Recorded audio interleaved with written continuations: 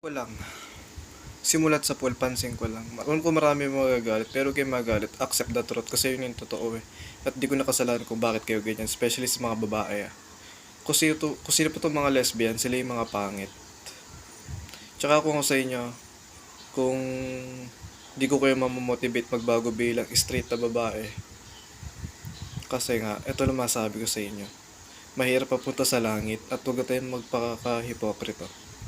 Lahat naman tayo gusto natin mapunta doon after ng ating mamatay eh, di ba? So, yun lang.